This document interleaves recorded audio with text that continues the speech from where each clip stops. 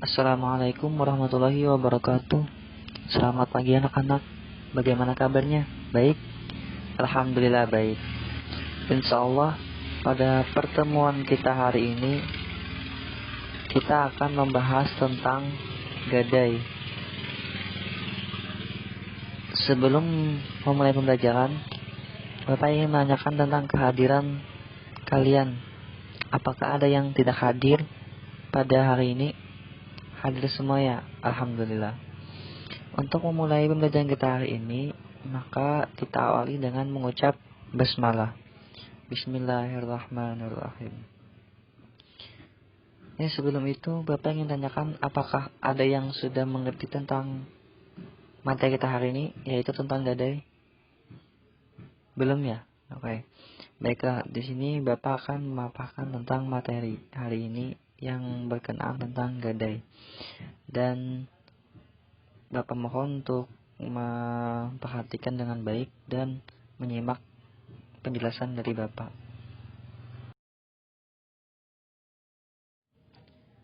Pengertian gadai. Gadai dalam bahasa Arab disebut arwahan. Adapun secara istilah, gadai adalah penyerahan suatu benda yang berharga dari seseorang kepada orang lain untuk mendapatkan hutang.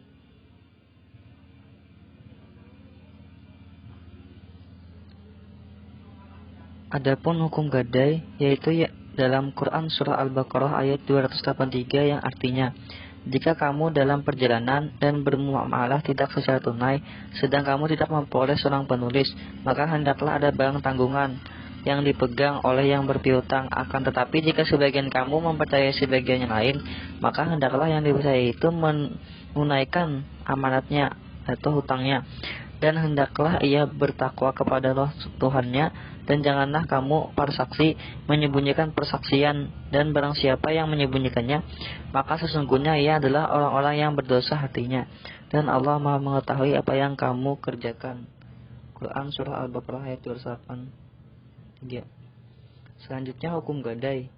Yang pertama sikot atau ijab dan kabul. Yang kedua al-aqidan, itu dua orang yang melakukan akad arwahan, yaitu pihak yang menggadaikan dan yang menerima gadai. Yang ketiga al-maqut alaih, yang menjadi objek akad, yaitu barang yang digadaikan. Selain ketiga ketentuan dasar tersebut, ada ketentuan tambahan yang disebut syarat, yaitu harus ada sarah terima.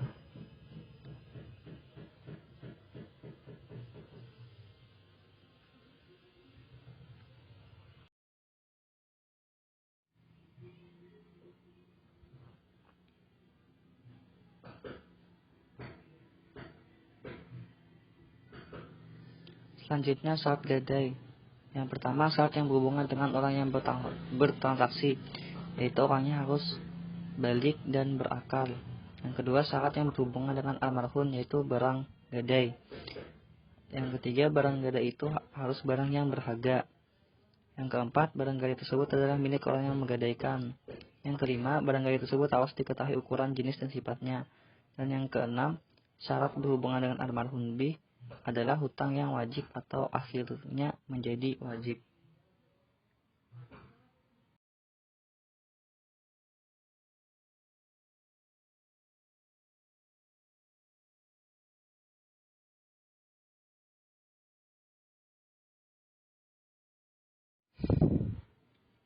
Selanjutnya pemanfaatan barang gadai.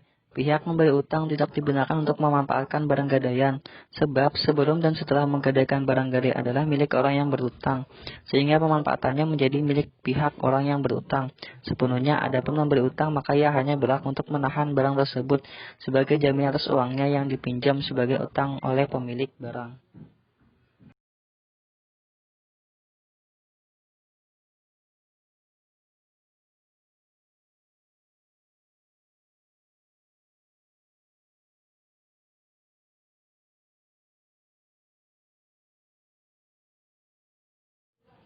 Baiklah, bagaimana dari hasil penjelasan Bapak tadi? Apakah ada yang ingin ditanyakan, dan yang kurang jelas silahkan ditanyakan. Ada Pak, saya ingin bertanya. Misalnya barang yang digadaikan itu apakah boleh dipakai atau tidak?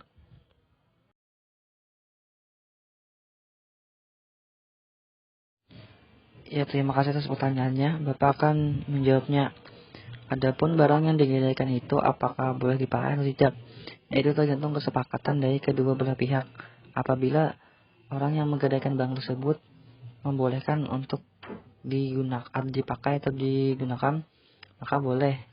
Apabila tidak diizinkan, maka tidak boleh. Itu hanya sebagai bahan jaminan saja, tidak boleh dipakai.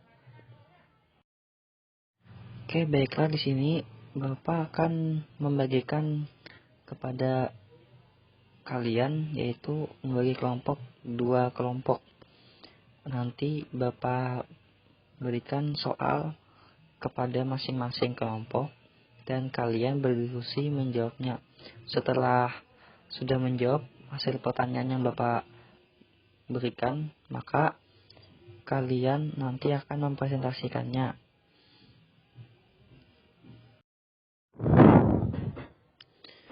Oke, baiklah, Bapak akan memberikan pertanyaan untuk kalian diskusikan.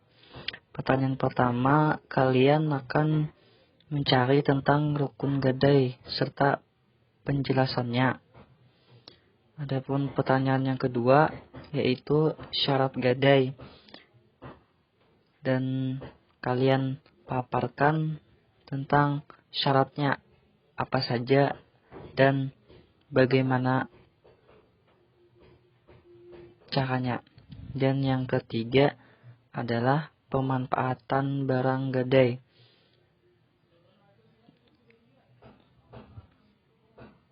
Silahkan kalian diskusikan, waktunya 5 menit. Setelah selesai, nanti Bapak persilahkan masing-masing kelompok untuk mempresentasikan hasil diskusinya terkait 3 pertanyaan yang Bapak berikan. Baiklah, saya dari perwakilan kelompok saya ingin mempresentasikan hasil diskusi kami terkait tentang pertanyaan pertama, yaitu bagaimana apa saja rukun gadai. Yaitu rukunnya ada 3. Yang pertama sigot, yaitu ijab dan kabul, yaitu kedua belah pihak mereka harus melakukan ijab kabul. Yang kedua al-aqidan, yaitu 2 orang melakukan akad lahan, yaitu pihak yang menggadaikan dan yang menerima gadai. Adapun yang ketiga yaitu al-ma'qud alaih, yang menjadi objek akad, yaitu barang yang digadaikan atau yang diagunkan dan utang.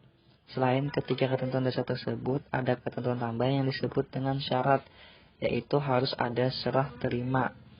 Jika semua ketentuan tadi terpenuhi sesuai dengan ketentuan syariah dan dilakukan oleh orang yang layak melakukan tasyarruf atau tindakan, maka akad gadai tersebut sah. Lalu pertanyaan kedua terkait syarat gadai. Diisyaratkan dalam transaksi gadai, yaitu ada hal-hal berikut. Yang pertama, syarat yang berhubungan dengan orang yang bertransaksi, yaitu orang yang menggadaikan barangnya adalah orang yang memiliki kompetensi beraktivitas, yaitu balik berakal dan kemampuan mengatur. Yang kedua, syarat yang berhubungan dengan almarhum, yaitu barang gadai ada 3. Yang pertama, barang gadai itu berupa barang berharga yang dapat menutupi hutangnya, baik barang atau nilainya ketika tidak mampu melunasinya. Yang kedua, barang gadai tersebut adalah milik orang yang menggadaikannya atau yang diizinkan baginya untuk menjadikannya sebagai jaminan gadai. Selanjutnya, barang gadai tersebut harus diketahui ukuran, jenis, dan sifatnya, karena gadai adalah transaksi atau harta, sehingga yang disyaratkan hal ini. Selanjutnya, syarat yang ketiga yaitu syarat berhubungan dengan almarhum bih atau hutang, adalah hutang yang wajib atau yang akhirnya menjadi wajib. Selanjutnya, pertanyaan ketiga, pemanfaatan gadai. Pihak pemberi utang tidak dibenarkan untuk memanfaatkan barang gadaian, sebab sebelum dan setelah digadaikan barang adalah milik orang yang berutang, sehingga pemanfaatannya menjadi milik pihak orang yang berutang sepenuhnya. Adapun pemberi utang, maka ia hanya berhak untuk menahan barang tersebut sebagai jaminan atas uangnya yang dipinjam sebagai utang oleh pemilik barang. Namun di sana ada keadaan tertentu yang membolehkan pemberi utang memanfaatkan barang gadaian, yaitu bila barang tersebut berupa kendaraan atau hewan yang diperah air susunya, maka boleh menggunakan dan memerah air susunya apabila ia memberikan nafkah untuk pemeliharaan barang tersebut. Pemanfaatan barang gadai tersebut tentunya sesuai dengan besarnya nafkah yang dikeluarkan dan memperhatikan keadilan. Mungkin hanya dari itu saja penjelasan saya. Terima kasih. Assalamualaikum warahmatullahi wabarakatuh. Ya, terima kasih kepada perwakilan kelompok tadi yang sudah memaparkan hasil diskusinya. Selanjutnya untuk kegiatan penutup pada hari ini, yaitu Bapak akan mengulas kesimpulan bahwa gadai itu adalah transaksi yang dilakukan oleh dua belah pihak, yang mana satu orang yang berutang dan sebagai barang jaminannya dia menggadaikan barangnya, dan barang tersebut ditahan oleh si yang mengutangi. Adapun barang tersebut tidak boleh dimanfaatkan kecuali barang yang digadaikan itu memiliki sesuatu yang bisa dinafkahi, seperti yang tadi menggadaikan sapi dan bisa diperah susunya untuk memberi makan sapi tersebut.